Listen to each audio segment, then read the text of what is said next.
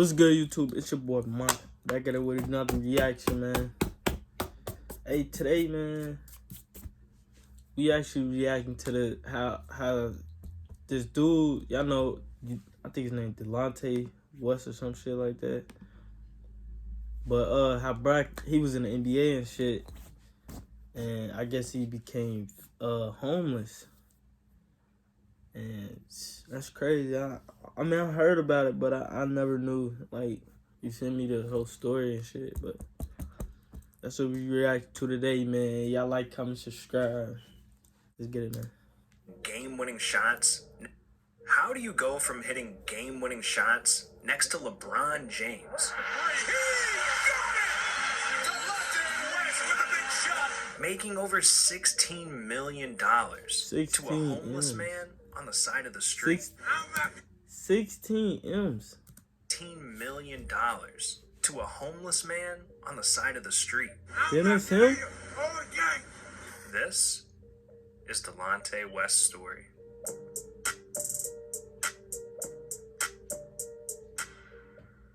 Delonte had one of the toughest childhoods in the NBA.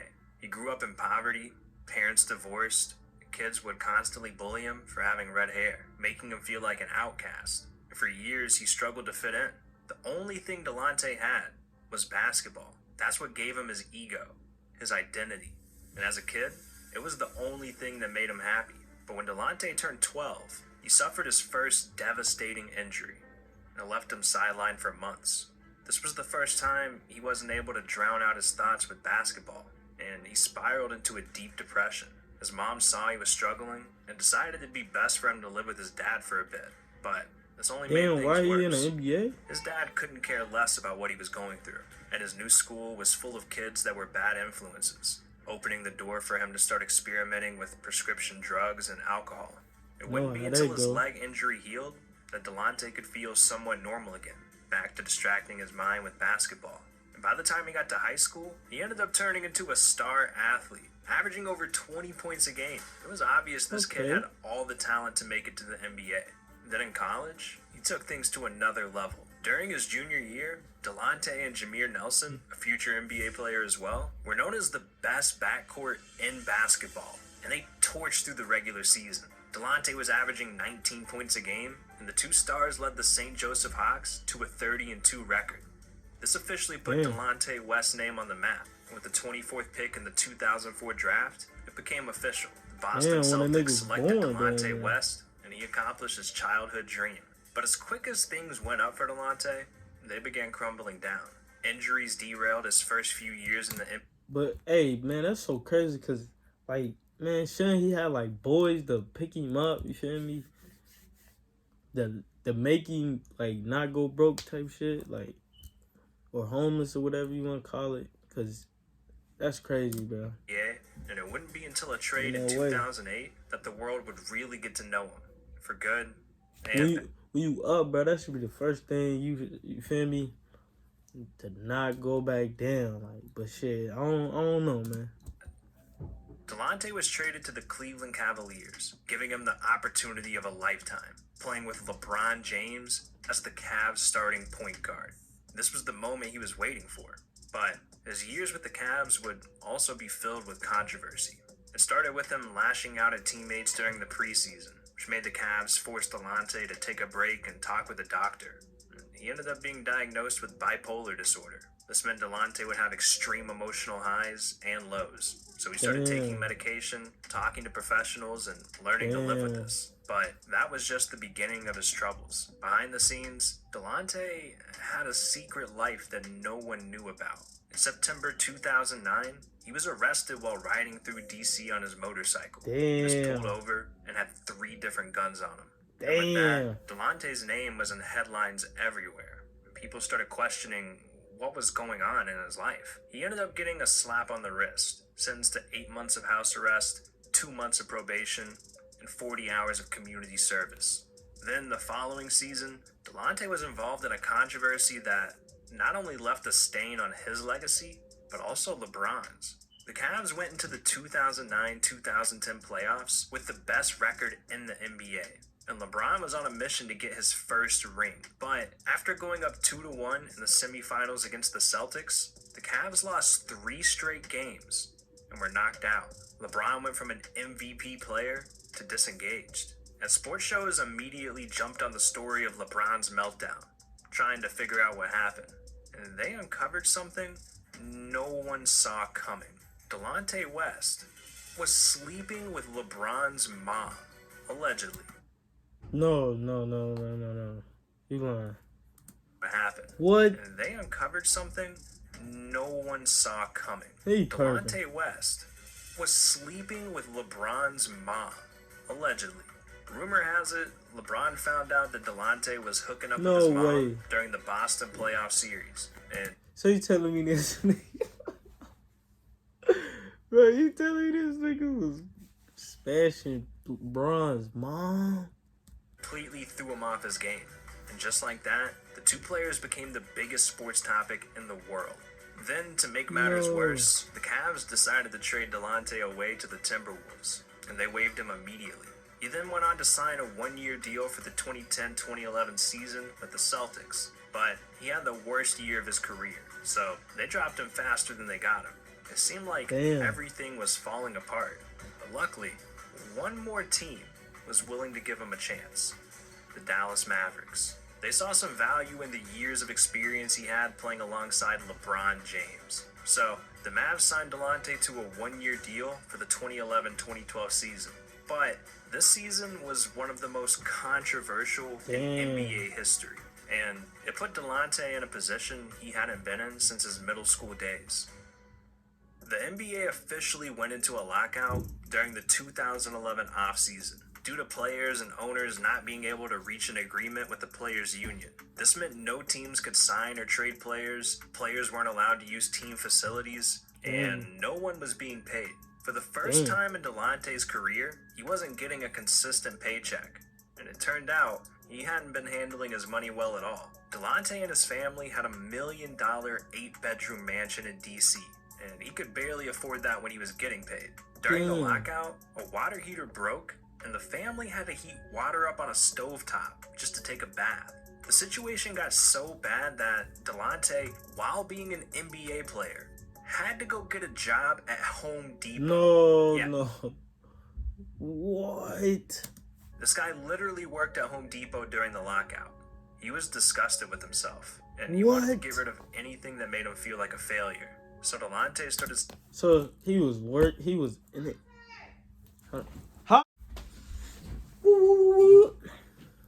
We back. Selling every single piece of memorabilia he had. It got so bad that when Delonte couldn't find a buyer, he would just throw the memorabilia away, just trying to erase all the pain he was going through. This lockout was one of the most difficult times in Delonte's life, but luckily, it was short-lived. And by January 2012, the NBA was back in session, and Delonte still had an opportunity with the Mavericks. After hitting rock bottom, Delonte was given one last chance to turn things around. And this whole time he was working at Home Depot? What? The question now was, can Delonte actually bounce back? Even with everything going on personally, Delonte proved he could still be a solid role player in the NBA, bringing his numbers back up to nearly 10 points a game throughout the 2011-2012 season. But Delonte was still struggling personally. His criminal record kept him from getting a place in Dallas, so he was forced to sleep in his car and even the Dallas locker room. Luckily, he was working for a guy who seems to genuinely care about his people, Mark Cuban. And as soon as Mark heard about Delonte's situation, I was about to say, he went and got him a place approved.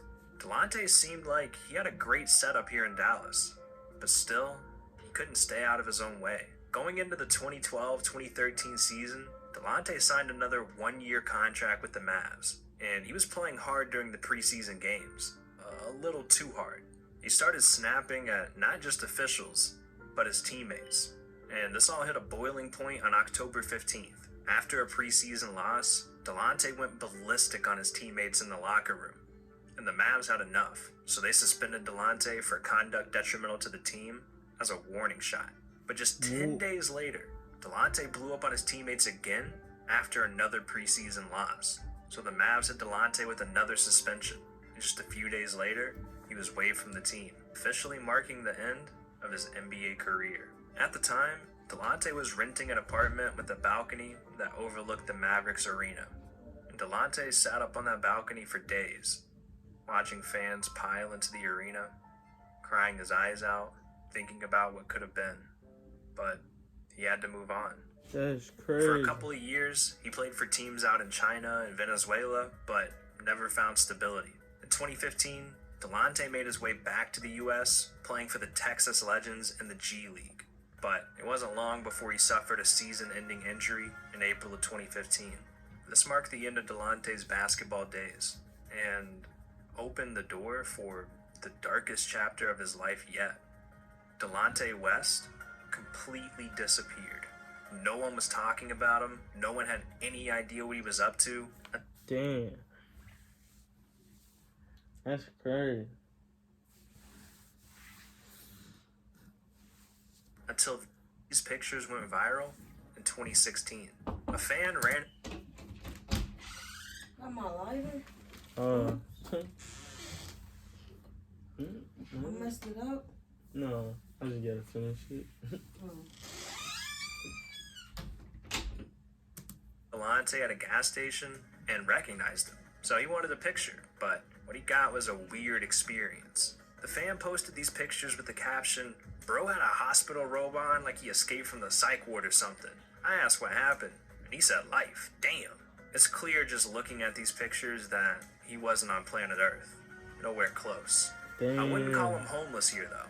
It looked like he was going through a lot, and it was taking a toll on him for sure, but homeless? Not yet. After these pictures went viral, we wouldn't hear the name Delonte West for years. No one knows what he was doing. All we know is that the next time we saw him, he was in a graphic viral video being attacked in the middle of a highway.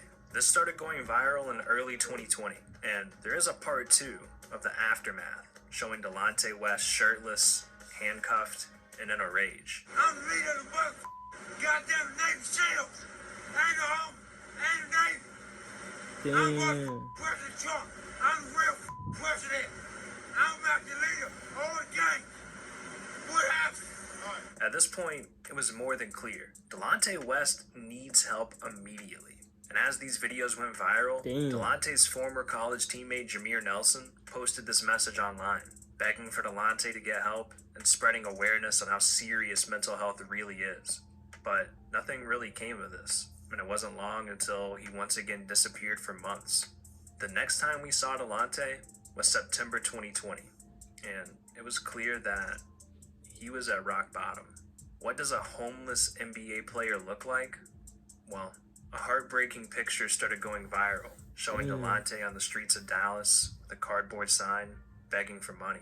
This time, when Delonte went viral, things felt different. This picture took the internet by storm, and the NBA world started rallying together to try to get Delonte some help. Anyone and everyone that ever met Delonte was posting online, begging for someone to get him help or offering it. Even LeBron wanted to fly Delonte out to LA and Damn. offered to spend whatever money it took to get him back on his feet.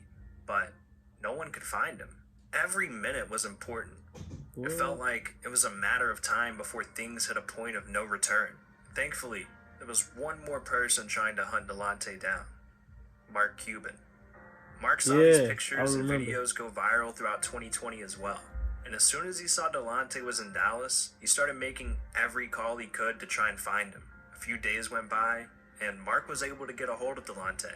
They agreed to meet at a gas station in Dallas where Mark picked him up. Not long after, Mark confirmed with reporters that he did pick him up, saying, "I could just confirm that I found him and helped him. The rest is up to Delonte and his family to tell." And we didn't hear anything about Delonte for another month or so. Then, out of nowhere, Mark shared a couple of pictures. Yeah, I remember this with him in the cabin. Not the saying, cabin, but "Ladies the and boat gentlemen, thing. I present to you Delonte West. A long, long, long way to go, but he's taken the first steps and shared these with all of us as a thank you for the love and support. For the first what's time up, in though. years, Delonte looks alive and happy. And now it's being reported that Delonte has a job working for the same rehab center that he attended. From NBA player to homeless, this might be Delonte's last opportunity to save himself. Mental illness is hell. It's an internal battle that you have to live with forever. So if there's anything you take away from Delonte's story or this video, it's that it's okay to ask for help. In fact, Delonte getting in that car with Mark Cuban and accepting the help he needs, that's the strongest thing he's ever done. Dang, that's crazy. Hey, man.